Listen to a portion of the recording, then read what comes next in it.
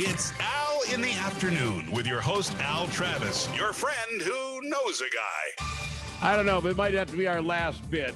You think you can come on my program, sit there in your little studio smoking a cigar while I can in mine? You're pushing me, Binge. You're pushing me hard. I'm enjoying my time on Al in the Afternoon with a cigar in hand. It looks fantastic. Thank you very much for coming on, Lewis. I do appreciate it. This is an interesting category for me. I mentioned it last week. You know, we did comedians that were on Ed Sullivan. We did those who were on Johnny Carson, and I really enjoyed that. And then you threw out the rock and roll stuff, you know, musical guests that were on Ed Sullivan. I'm thinking, how is this going to go? But all of them are absolute legends, and I find it hard to believe they're on Ed Sullivan show that far back. This is a very intriguing category for me. Well, you know, and like we talked about last week a little bit, we never saw these people. You know, you heard their albums, you heard their music, but you never saw them because there's no MTV, there's no videos, anything like that. So where we saw them was on Ed Sullivan. And we usually, like we talked about last time, we suffered through the majority of what we thought was suffering through Ed Sullivan, just waiting to see a rock and roll band perform. And Yeah, therefore, absolutely. we got introduced to everything. A side note on the Facebook thing. So we do this, and Mr. Binge and I are on the Zoom thing as we're doing this radio bit. We played this. I just want you to know this because I think you're going to get me in your Facebook jail cell. So the last 2 weeks when we put these things on, and again, we're just playing the audio of the bit, Facebook doesn't let this show up online for almost 20 minutes. It says Really? your stuff is being held until you get confirmation that you have the rights. And then whoever's got the rights, the Ed Sullivan Show reruns from the 1950s comes out and says, what do I care? Hit some button and it all goes through. It's been funny to see that because we haven't got a lot of that going on, but we've been, somebody's watching to make sure that it makes you wonder what they're looking for. What are they looking for when you're playing reruns of Ed Sullivan that ended in 1971? Well, that's the one we're going to do first about Elvis Presley, 1958. Yes. At what exactly. point is it just not going to make you any more money? You know, what do you need? Anyway, speaking of which, you had brought up with the Elvis going in the army and with Elvis Presley last week, how much you thought Ed Sullivan loved him. You know, as we talked about a little bit, he thought Elvis was unfit for television, and he fought having him on for a long time. And then he finally gave in because people were demanding it. And he paid him $50,000 for 3 appearances. Wow. And he became a big fan, and probably not so much of his music, but he liked him as a person. And this first thing we're going to show here, I thought was interesting because Ed's talking about Elvis going into the army, and just a little tribute to him, I thought. Let's hear it. It's Ed Sullivan talking about Elvis.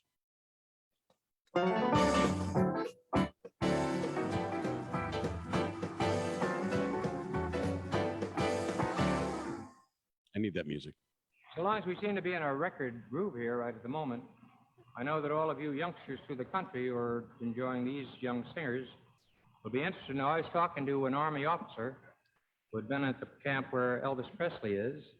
He said that Elvis Presley has made the greatest impression on Army brass and Army sergeants and his colleagues, his fellow privates, because he's taken all of the clowning. He's got all of the kidding and the ribbing about getting his hair cut and all of that.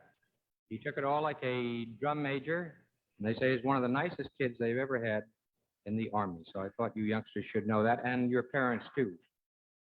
You know what's interesting about him? Drinking He water. seems so uncomfortable talking in front of folks. You watch Ed Sullivan, just get that, you know, he's got his hands all tied up against his. Horribly uncomfortable. Of course, he But yet only he did made a this for living doing this 22 forever. years.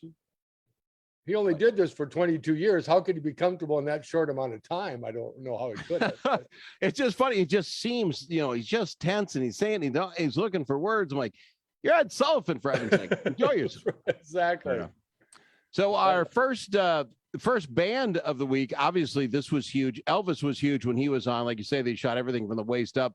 But this band, I mean, this is why people watch this show, and young folks like us at the time. It's none other than the Beatles.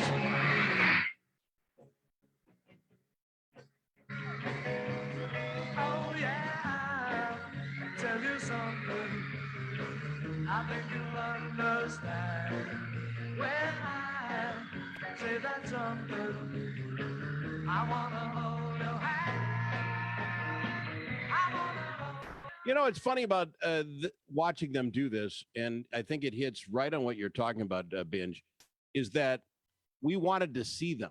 The audio, actually, of the bands, the literally the taping of the song, what you hear was horrid. If it Yes. wasn't the speakers they were using there, the little crappy speakers on your little black and white television, it wasn't the sound quality. It was little because you got to see these human beings, right? It was a bit, and I don't remember this. I was just a small child when this came out, so I didn't see this. Yeah. But this show, which I find very interesting, had 73 million viewers. 1/3 of the US population watched this particular song on Ed Sullivan. That was unheard of then and now. Yeah. But you're right. The sound quality was bad. There was screams like crazy. And it was just to see them. We just wanted to see them. That's a good point. And the Beatles, of course, when they got over, they were famous. But Ed Sullivan, like you say, once 73 million people have seen you and made a stop, it was over after that. Absolutely. Just like this next band, I love these guys. I remember seeing them.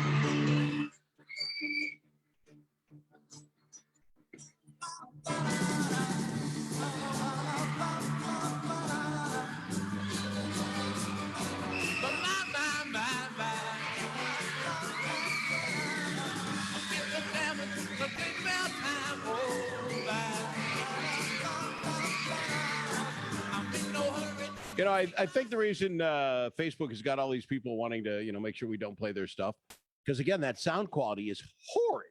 It's absolutely That could be it. horrible. You know, why would ever charge us to play that? I have no idea. But again, it was the Rolling Stones, and they were not the Rolling Stones of old. They're the new and up and comers, and it sounded horrible. Well, it did. And not only that, but they changed the lyrics. Ed came to them and said that he wanted them to change the lyrics to their song, "Let's Spend the Night Together," to "Let's Spend Some Time Together." And the Rolling Stone, Mick agreed to it reluctantly. Wow. But if you go to Al in the Afternoon on Facebook or on YouTube and you watch this, you can see him roll his eyes when he says that line. I mean, he's so disgusted, but he never gave heard in that and story. he rolled his eyes with that line because it was so stupid. Well, and it's funny because, I mean, now we're talking in the 60s, so things were different. Ed Sullivan, an older guy, didn't want that. I get it. But the power that man had, you want to be Ed Sullivan show, you have to change the lyrics of your song. Not a lot. I mean, I guess maybe at the Super Bowl they had to tame down some of the Effenheimers, but we weren't talking Effenheimers. That is an amazing story. I never heard that. Well, he was annoyed. Ed was annoyed with having them on anyway. He didn't like them because how they appeared. He wanted them to wear suits, not those jackets they wore, those horrible worn jackets, and told them to wash the hair before the performance. He literally told them that. But he had them on 6 more times because of the popularity of the group. Well, you know what your audience wants, and you give it to them. Good for them. One of my favorite bands of all time is our next one. Yeah, that audio, it's horrible. Oh my, it's awful.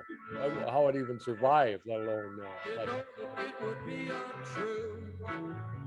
You know that I would be a liar if I was to say to you, girl, we couldn't get much higher. It's almost like they're singing in a box. I mean, it's such Well, and their terrible sets audio. are so small. This one has actually a very interesting story too. Again, Ed asked the Doors to change the lyrics to the song from "Girl, You Couldn't Get Much Higher" to "Girl, We Couldn't Get Much Better." And he wanted them to change it, but different than the Rolling Stones, the Doors refused to do that. And he sang the song the way he wanted to sing it, the way it was supposed to be. And the people that worked for Ed came up to them, Morrison, afterwards and said, "You will never be on Ed Sullivan." And his comeback was, "I just was." And he was never Wow. allowed to be on again. Give the Doors some cred, because they have to fight when you get somebody like that after you. That is funny. It's just amazing to me that they have that many people. And I would think it's got to be a producer. Ed himself is not listening to this music saying, I don't like these words. Let's change it to this. Do you think you had to have producers or somebody who just knew that Ed wouldn't like it and they went after him? Well, and I don't even know if Ed paid much attention just by his style. I think somebody said, this next group is called the Rolling Stones. They're popular. They'll watch it. And he probably knew no more than that. And I'm guessing with that because all the stories refer to Ed said. Well, I wonder if it was Ed or some producer that was going, we can't be doing this. Absolutely right. All right, Mr. Binge, I got to go to break. When we come back, who doesn't love Buddy Holly? I mean, this will be a lot of fun. Buddy Holly on the Ed Sullivan Show next.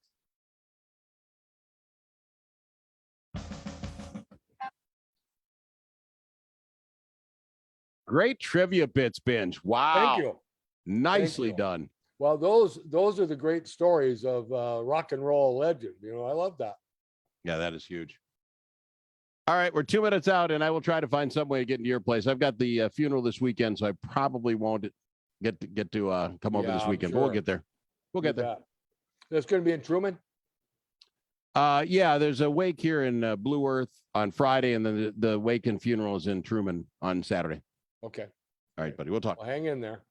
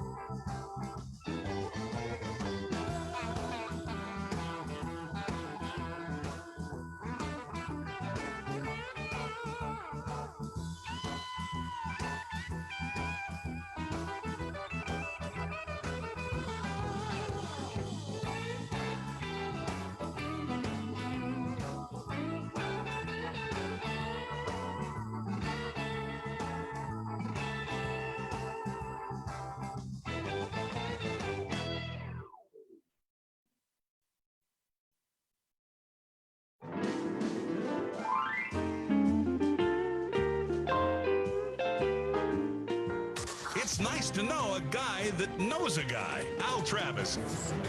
On a guy who puts the list together, get yourself to Facebook, go to Mr. Binge TV Guru, the writer, and hit that. These are fantastic lists. Our next band, a guy, was on the Ed Sullivan Show, and I don't have the date in front of me, but it's really, it's black and white. It's none other. 58. 58. 1958. Thank you very much. Of course, I would expect you to know that, Mr. Binge. It's Buddy Holly. Well, that'll be the day, baby, and that'll be the day. Make me cry, it's me gonna be. You know it's a life, that'll be the day. When I die, Buddy Holly, an absolute favorite of mine. I love it when the Crickets are behind him and the band, a little four-piece thing going on, the bass guy, and they're all trying to act hip. Oh, that sound quality. That's why people lip sync. No, they don't lip sync anymore because you just know it's going to sound the way you want it to sound. And they, absolutely. You know, and I agree with you. This was one of the best bands of the 50s. He was incredible, and it's sad to think that less than 2 years later he was gone. And I read an article that talked about the music of the late 50s and what would have happened if things would have been different. And they said with the death of Buddy Holly, Elvis going to the Army, and Jerry Lee Lewis marital issues he was having, the three of them almost exclusively set a pattern of what music sounded like.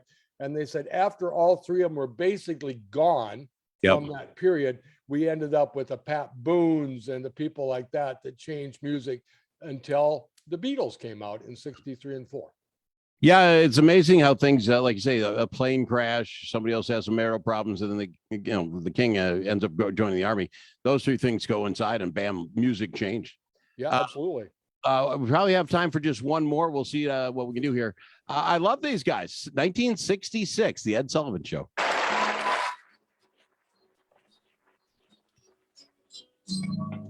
All the leaves are brown, and the sky is gray. I came for a while, on a winter day. I'd be safe and warm. Watching that video binge, I'm not too sure they aren't lip syncing that bad boy. I'm not It sounds even a little better. Maybe they were. Yeah, But what we were enthralled, I remember watching this on Ed Sullivan, and what we liked about it, we saw this at my grandparents, and they had one of those newfangled TVs that was color, oh yeah, the latest thing. And we watched them in color, and they were so mod and cool that we were just amazed. Their outfits were incredible, and the background was incredible. It was by 1966. It was even changing again because things looked so different, and that was very, very interesting to us as kids. Talk about your color TV sets, then you watch that bit if you want to see it on Mr. Binge TV Guru on Al in the afternoon. Is the colors? Yep. People went out. The background colors were unbelievable. Very psychedelic. The dresses they wore, any color worked because you're going to be on color television. Absolutely, and it was so cool. It was the coolest.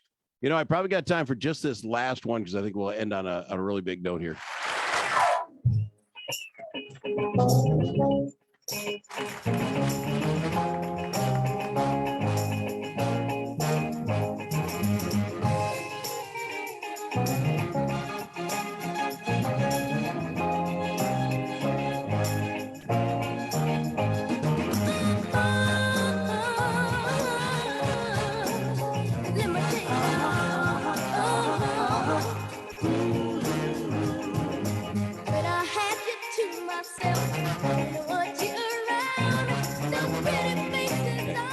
I'm going back with I think we are absolutely lip syncing this thing.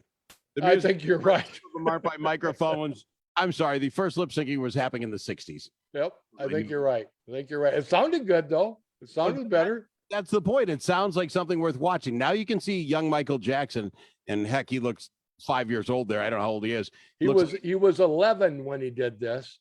Okay. And you watch this now, and even probably then, I don't recall thinking this then, but obviously it's true. You could watch this and say, this guy is going to be huge. Yeah. You could recognize this guy has talent, and his moves that he does on the Ed Sullivan Show were like nobody else was doing. He was an incredible entertainer from the time of 9. It's the entertainer part. You can teach kids to dance, they're limber and stuff like that.